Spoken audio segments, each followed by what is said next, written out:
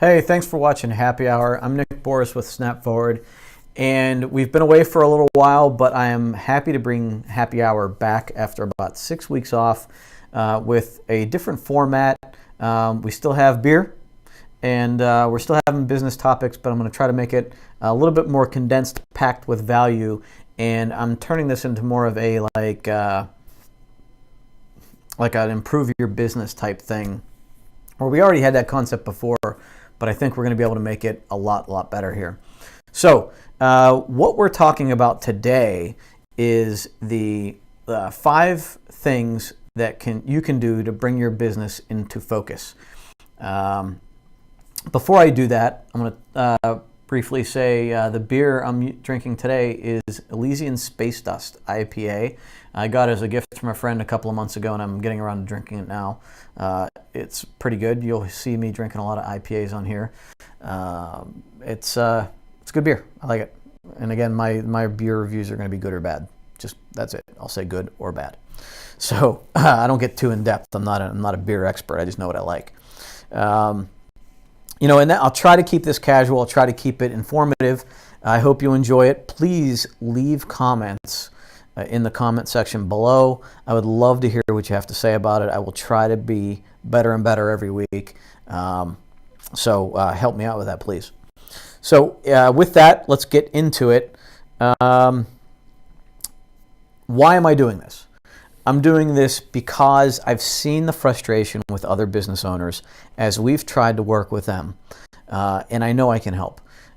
A lot of times, whether it's the IT work that we do or the marketing work we do, no matter what kind of impact we can try to give them or what kind of positive efforts we give, the impact is minimized by their ability to act on it. So if I can clarify that, I guess it's that, if we can make the employees of a company more efficient by reducing the amount of time that their computers are down or how slow they are, it doesn't matter if they're wasting their time with a bunch of other processes. It lessens our impact. Or if there's not a solid mission, if the employee's time isn't valued. On the branding and marketing side of things, let's say Facebook advertising, if we're delivering a bunch of leads to a customer and they don't know what to do with them, then it doesn't matter. I could be delivering 1,000 leads at 25 cents a lead, and it's going to be wasted money because they don't know what to do with all the leads. They don't have a process, and they're not getting to them quick enough, and they're just floating away. So I'm trying to help in that situation and others. Help business owners become more efficient, get a better handle on their business, and get out there and crush it. So, who is this for? If you run a small business, if you run a medium-sized business, if you are a solopreneur, entrepreneur, if you're just starting out, thinking about starting out, and you want to know where to start, this is a cheap, free way to learn how to do some things that most business owners should know. And I shouldn't say some things. I'm going to try to say a lot of things over the course of the next few months and probably longer, as long as we keep coming up with good content and getting good feedback from people like you. So please let me know how to make this better. I'm going to close my email app real quick because it keeps popping up and distracting me.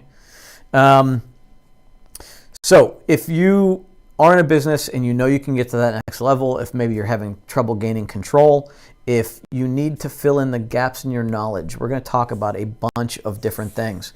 We're going to do that weekly during Happy Hour right here.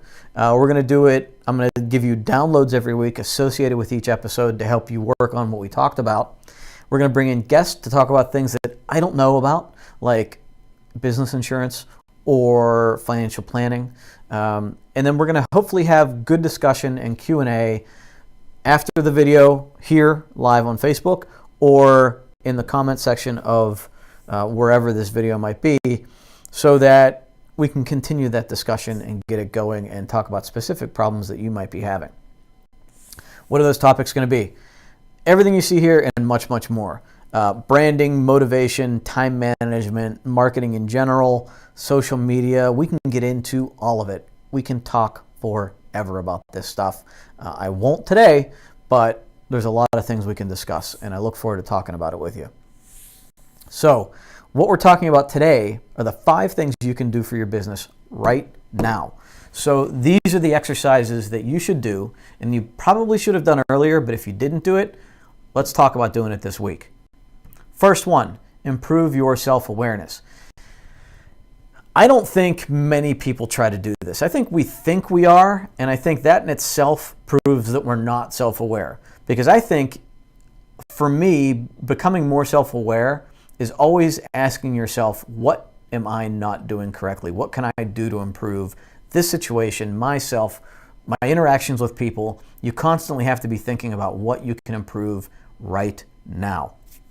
So improving your self-awareness is incredibly important. If you're not self-aware, you can go down a path that in the end you might not enjoy. And part of being in business for yourself, or part of running a business, is enjoying the outcome, enjoying the journey. So, if you're not going to enjoy it, why even start it?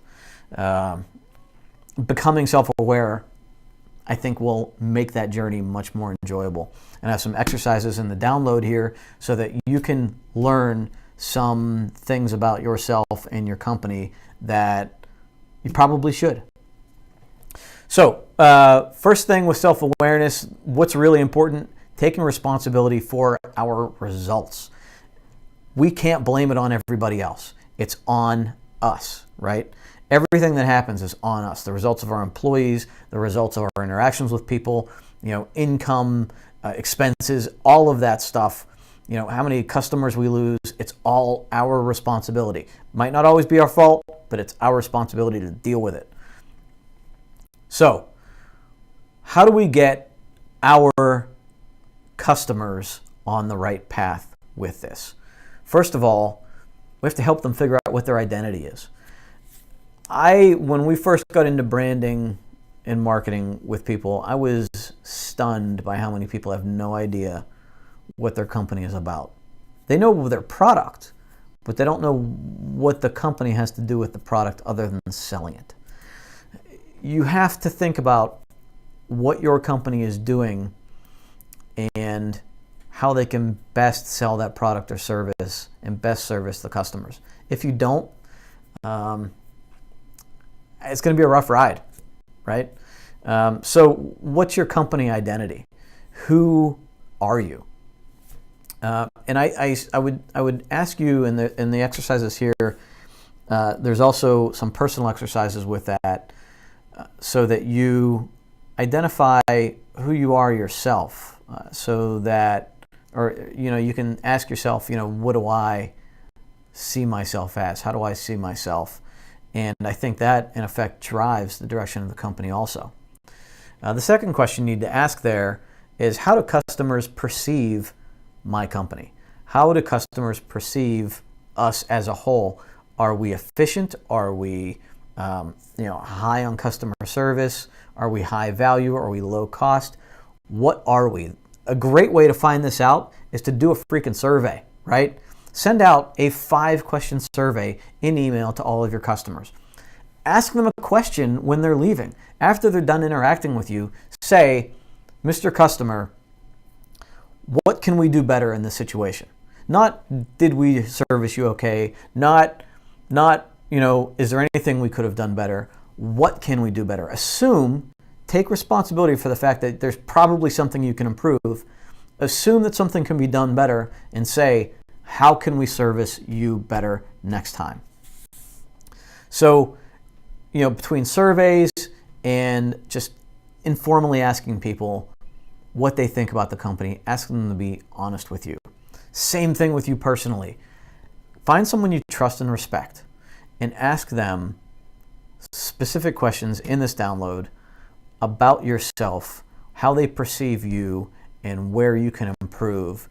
And I think you'll gain some insight from that as long as they're honest with you, and as long as you don't take insult from the answers. I think that there's room to grow from that.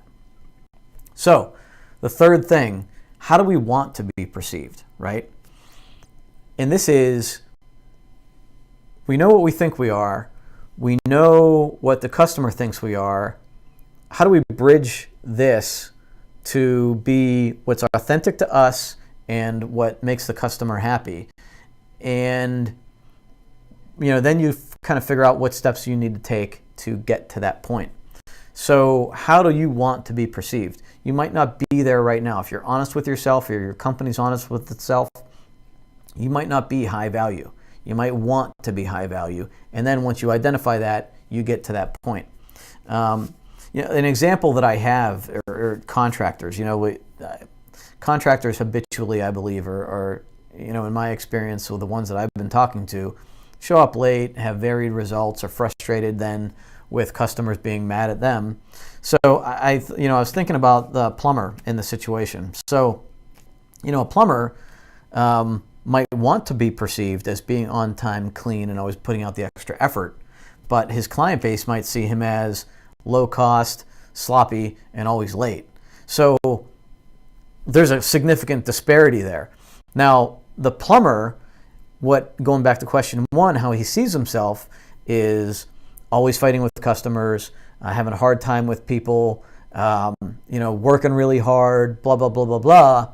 So there's a misalignment in all of that. The self-awareness comes into play there to figure out, okay, what can I take responsibility for? How do I fix this? And in looking at the process, their business processes are incredibly complex, right? But even a plumber, you might think, I just go out and fix pipes and install drains and toilets and stuff, right? Well, there's an entire process to engaging with a customer if you're a plumber. In the very beginning of the timeline, and I wrote this all down real quick before starting this.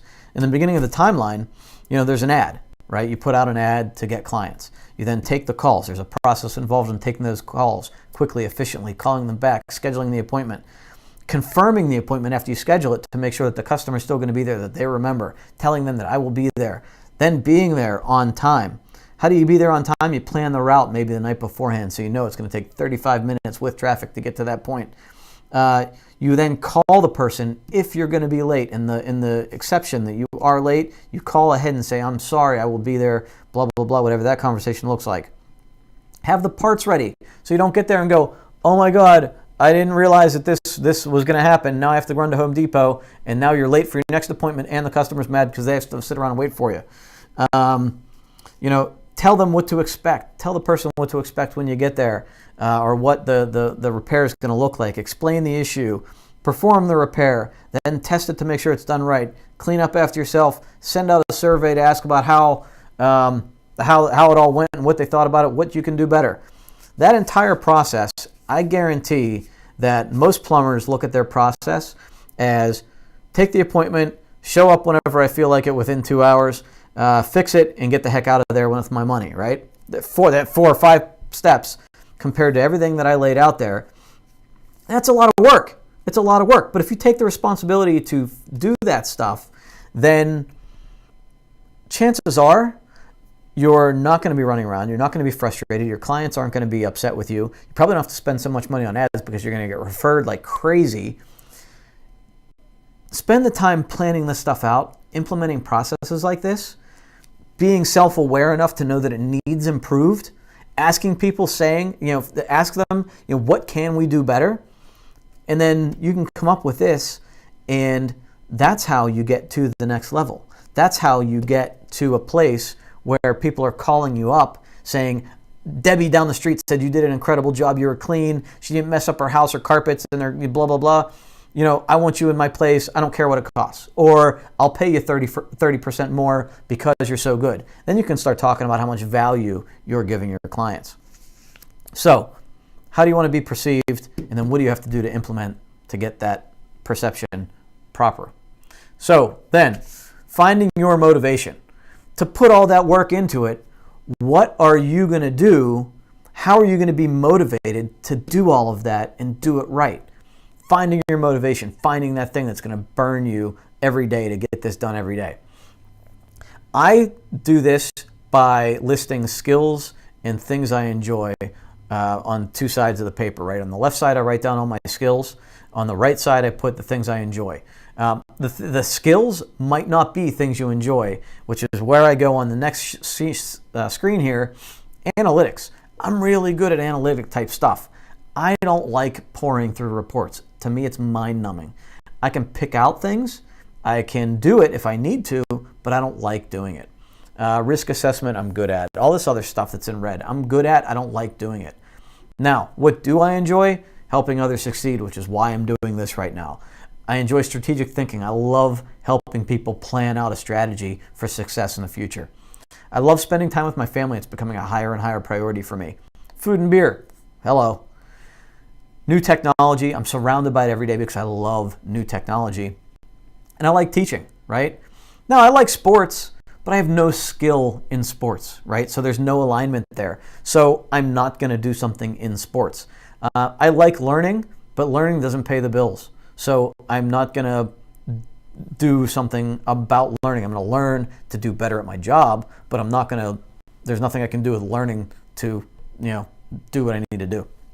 So if you do these two things, for me, I put together these lists and I come up with doing this. I come up with running this video series to help you be better in your business so that I can impart what knowledge I have upon anybody that's watching this. You can do this with your business. Your business might be really good at fitting a ball in a socket next to the flangey thing and whatever. I don't know what the hell I'm talking about, but you might be really good at that. You might be skilled at that, but maybe it's not profitable. Maybe your employees are much higher skilled to do something else. Maybe that market is disappearing, so you're not going to enjoy doing that. So for us, we were repairing computers for a long time. I'm very good at repairing computers. I'm very good at diagnosing and fixing computers. We fixed people's computers in their homes. We had a store. We did all that stuff. But I had to stop because I didn't enjoy it anymore. It got to be a hard sell because computers are getting incredibly cheap. Everybody blames you. You walk in the door and you fix one thing and they says, oh, well, my hard drive died because you walked in the door. All of that stuff got to be wear and tear. So we pivoted our business towards a more management style business because we enjoy dealing with business owners. We enjoy helping people plan out their risk assessment for their businesses. We enjoy helping people become more efficient. Same thing when we added digital marketing. We enjoy helping people grow their businesses. So that's the way we go through this process. And I would challenge you to, for you personally, and for the business, try to come up with 10 things on each side. Personally, for me to come up with this list, it actually took me some time, especially in the skills. But it gave me a lot of insight into what my priorities were. So try it out, and you might come up with something you weren't expecting. The question you want to ask yourself as you're going through this: can I do it every day? Can you see yourself doing this 5 years down the road? Can you see yourself doing this 20 years down the road? You might really enjoy fixing cars. You might have a great skill at rebuilding engines and you enjoy fixing cars and you can do it for 25 years and feel incredibly fulfilled. Great. You might at some point want to quit wrapping your knuckles on things, and you have to sort of come up with a plan to take it to the next level, or to pivot into something else. Maybe it's management, maybe it's a whole different job in general, specifically. But can you do it every day? Look forward and ask yourself, can I do this every day? And then, why do you want to do it? For me, I believe that if your why is making money, you're probably not being honest with yourself. You're not being self-aware. Making money it's a thing. It's not like the actual reason. So, you probably want financial security. You maybe want status. You maybe want something else. But money is just money. There's something else that's behind it. So keep asking yourself why you want money. But for me, why am I doing these videos? Because I enjoy helping people learn more about their business and grow their business. Well, why do I enjoy doing that? Well, for one, because honestly, I want to make it easier when I walk into a business and somebody says, hey, I want to hire you to do my Facebook ads. I want to walk in and say, great, you have a process for handling all the leads, you know what your brand is and who your market is and blah, blah, blah, and we work seamlessly to help them grow that business.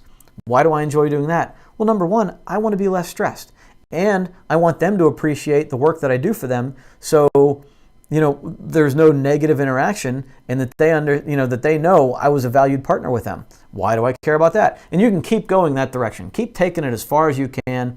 Generally, it's 3 to 5 times until you reach like this point where you can't go any further. So get to that point. Ask yourself why you want to do this thing. Now, number 3 is goals. And everybody talks about goals, and there's all different types of ways to goal set. For me, the importance of goals is knowing where the hell you want to go, right? You might have some blurry idea, but you need a goal to start moving in a direction, or you look like this map, right? You might be running into dead ends. You eventually get there, but who knows when? You have no control over your life or your company. And the one best description I've heard is, planes flying from Pittsburgh to San Diego. They know where San Diego is specifically, and they might move off track a little bit along the way, but they're always course correcting because they know exactly where it is and they know how to get there. If they have a roundabout idea where San Diego is, they know it's west. Okay, great. Well, they may end up in Mexico. They may end up in Canada or Washington State or Northern California. And they may take a windy route to get there, and they're probably going to run out of gas. They're probably going to have a lot of upset passengers. Nobody's going to enjoy that flight. So don't make your business journey that circuitous. Get there as quickly and directly as possible so you don't wear yourself out, and so the people along the ride with you don't get worn out and frustrated and jump ship. How do we do that? Well, number one, I think, is come up with realistic goals. Don't try to fly to San Diego on enough gas to get to St. Louis. We need to be honest with ourselves, and again, self-awareness, honest with ourselves about the effort that we are willing to put forth to get this done. And honest with the amount of motivation we're going to have to get it done. So, realistic goals. Now, when I look at this timeline, and I'm going to get myself out of the way here. So, when I look at this timeline, I like to plan out for 6 months. 6 months is long enough that it sets that long-term goal, but not too long that it's just too fuzzy for me. So 6 months is my limit. And I work back from there. I go month to month from month 6 to month 1 with stepping stones there. And then I break each month down into weeks. So then if we're looking at month 1 specifically right now, month 1, I have a specific goal for week 1, for week 2, for week 3, and week 4. And by week 4, I should have month 1's, by the end of week 4, I should have the month 1's goal complete. Now, once all the weekly goals are done, I break it down to the day. And if my daily activities, after looking at the week's goal, if my daily activities amount to too much, then I know I need to make an adjustment. So hold on one second, I make that adjustment, and either I can add more to it or I can take it away once I get moving. Now, in this timeline, this is where being realistic comes into play. If I find that in my day-to-day activities, I need 12 to 14 hours worth of work to get my daily activities done to accomplish week 1's goal, then that's too much and it's not realistic, and I'm probably going to wear myself out. Maybe it is realistic. Maybe you have that motivation. Maybe you have that desire to do that, to get your 6-month goal done, or maybe it's only for the first week or two that needs to happen. But with everything else going on in our lives, is that true? Be self-aware enough to ask that question. Now, if that's the case, we need to adjust our goals. Now, with this, making adjustments, if you find that you're not, if the work doesn't amount to as much as you thought, you can always add more.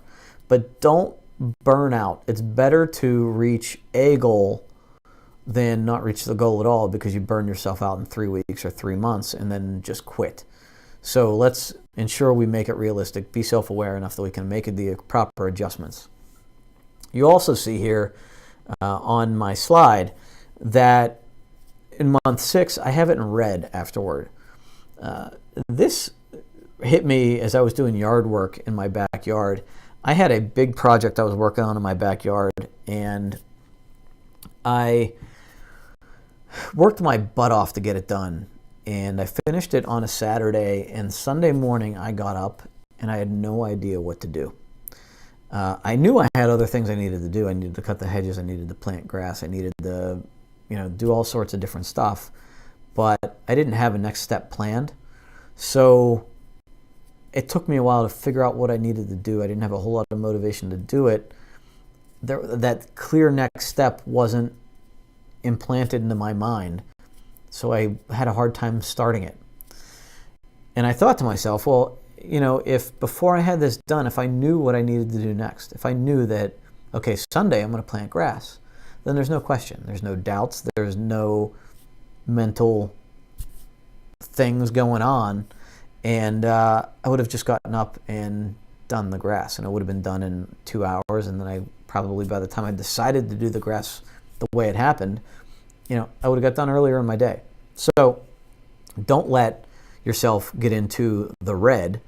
Plan ahead. You might have you might do it in the very beginning. For me, I probably, as things happen, as I get into month 3 or 4, and I know how things are going, I'm going to start then planning out my next 6 months after that.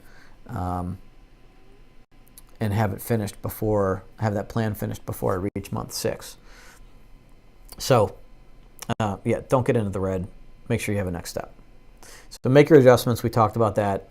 Now, you have your goals, you have your motivation, you know why you're doing everything.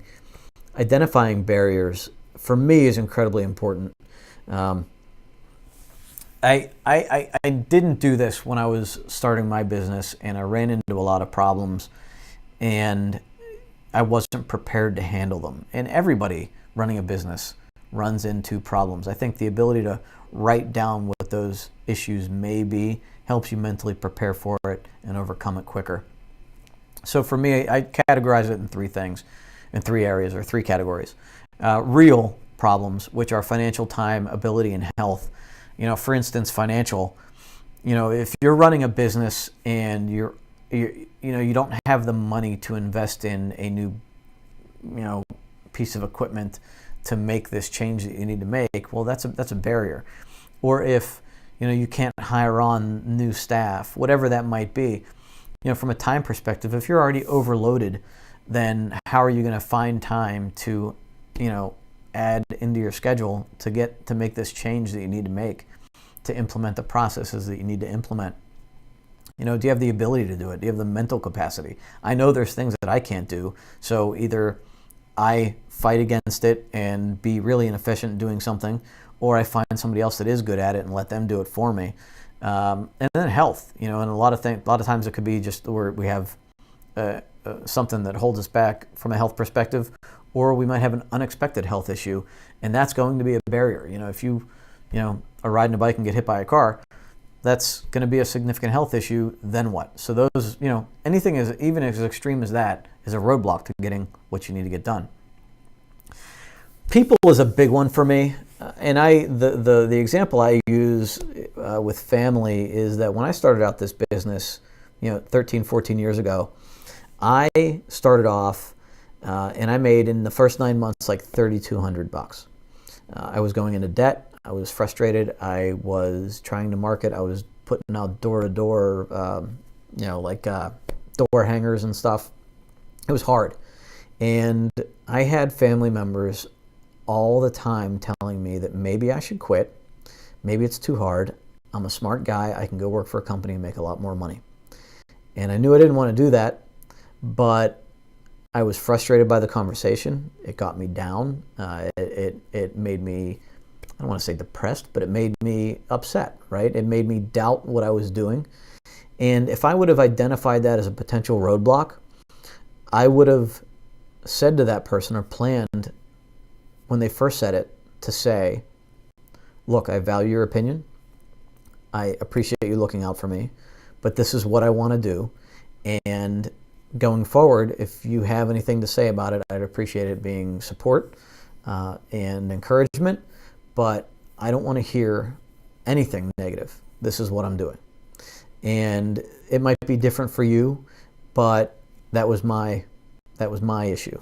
There are also, if you're putting more time in, if you're trying to make more time, you might have issue with your spouse. If you have to put more time in at work, the spouse is going to want support from you at home. How are you going to handle that?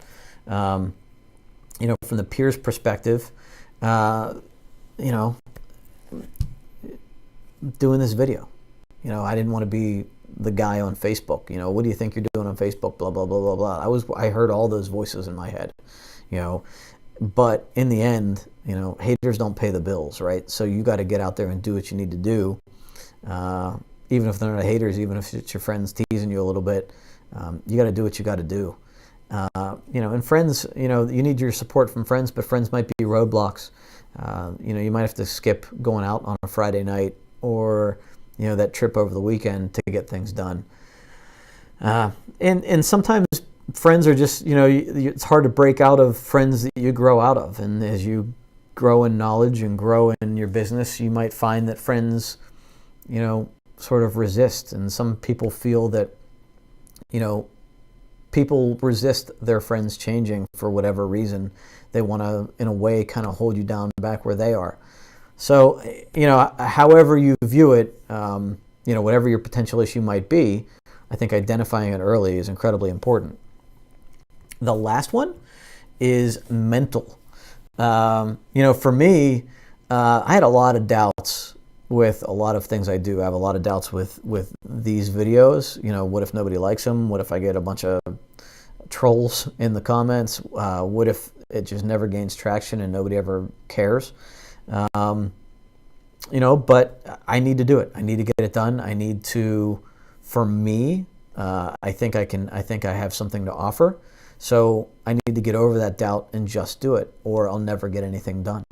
And I watch other people the same way. You have the fitness people that, doubt that they can really help people, or that people are going to like what they have to say, all the way to,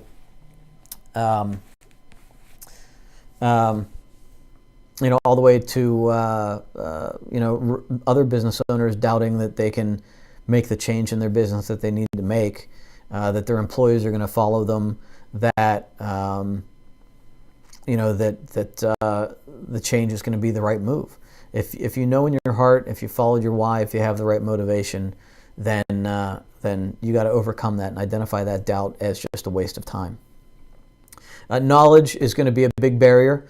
You need to learn up. You need to grow your knowledge. You need to read. You need to watch videos. You need to go out online and find people that are doing it. You need to go look at your competitors and see what they're doing. You need to get a good idea of the landscape. Up your knowledge. It's going to be a roadblock. It's a roadblock for everybody. But we're all born with the same amount of knowledge. Some of us learn faster in certain areas, but identifying, again, being self-aware, identifying what you're good at and what you're not good at, and excelling at what you are good at, and continuing to up your knowledge. And the last one is paradigms, right? And I think about this all of the time in branding when I hear a customer there's always customers that say, nobody would pay that much for this. People only care about the cost, that people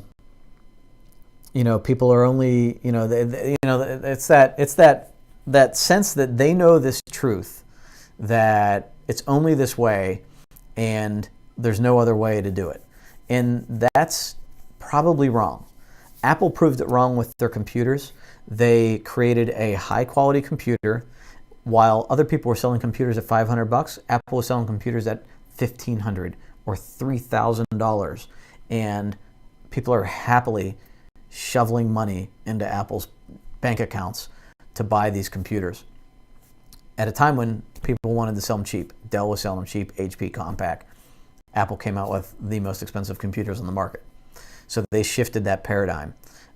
So what are the paradigms in your business, in your life? You think things that you think it's true, but it might not necessarily be true, and you being open to the fact and actually doing what you need to do to overcome that. The last thing we want to talk about here is your value proposition for your company. This is something that we're going to have to go in depth with a lot more later on down the road, probably in a month or two. But identifying that value proposition, why does somebody want to come to you over anyone else? I don't care if you're selling a roof, if you're selling a car, if you're selling a pizza, if you're selling pencils. Why is someone going to come to you over anybody else? It goes into that paradigm shift. People want the lowest cost. Is that necessarily true? What if I want this plumber that we talked about earlier? I want a guy that's going to show up on time, that's going to fix it properly the first time and not have to come back, that's not going to dirty up my carpets, that blah, blah, blah, blah, blah, right?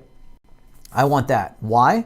Because you know what? If I spend $175 for a plumber, then let's just say he's 30% more. Let's say he's $225, and normally a guy is $175.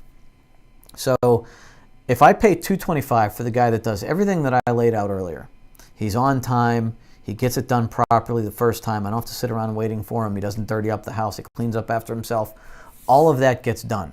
And it takes 1 hour to get all of that done. That compared to the guy that made me wait 45 minutes before he got there, 45 minutes late. He then had to go back and get a part, so I had to wait for him to go to Home Depot and come back and get a part. And then he fixed it, and he left me to clean up the mess afterward. So a 1 hour thing is done like that, or a 4 hour thing is done in a incredibly messy way. Well, not only did it maybe cost me more because he might be charging me by the hour, but it's also costing me my time, right? It's costing me the amount of time that I had to sit and wait for him. It's costing me the distraction. It's costing me the pain in the cleanup that I have to do afterward. All of that is impacting my day. It's much more worth it for me to have somebody that comes in professionally, gets it done, and goes, and I'll happily refer him to everybody else. So that's a value proposition for me. You might want the cheapest car possible because you need anything to get you where you need to go. Your customer might need the cheapest IT service. We'll use that as an example for myself. They might need the cheapest IT service to just fix the problem now. That's fine. That's not my value proposition. My value proposition is providing people excellent service and trying to avoid them having problems. Completely different. I'm not going to be good at this over here, fixing things cheaply and reacting to problems that shouldn't have happened in the first place, for reasons that are my own. But over here, I can help them avoid those problems and help them grow strategically and be efficient. So that's the difference in my business. Whatever it is in your business, you have to find out why those customers, and you find that out through the self-awareness exercises, through everything that we talked about today, what your value proposition is. We need to identify that. Otherwise, you're just another number. You're commoditizing your product or service, and nobody's going to pick you over anyone else other than certain relationships. And that relationship might even be a value proposition. So figure it out, get it done, and then you can take your business to the next level. It brings all of this stuff into focus. Wrapping it up. So, if you want to hear more of this stuff, subscribe to my Facebook page. It's facebook.com/snapforward. We're going to talk about this every week at 4:30 on Thursdays for probably about a half an hour, maybe an hour, especially if we bring in a guest, because sometimes the conversation goes a little bit longer. But we'll try to keep it as efficient and value-packed as possible. If you want the worksheet that I've referenced here today, it has a lot of questions that you can ask yourself to go through these exercises and to clarify what we talked about today. Go to www.snap-fwd.com/HH1. That's happy hour 1, HH1. There you will be able to download this worksheet and go through this whole process yourself. Previous episodes will be available at snapforward.com/HH. And keep watching every week on Facebook for these videos and our downloads. Next week, we're going to talk about defining your day. So I have come up with a daily ritual sheet that I use that I look at every day when I start out my day to define what my top 3 priorities are and everything else that needs to happen to get those priorities done to keep me focused. And I have my to-do list on here, things I will avoid. All of this stuff is incredibly important for me to reach my goals, for me to stay motivated, for me to stay focused.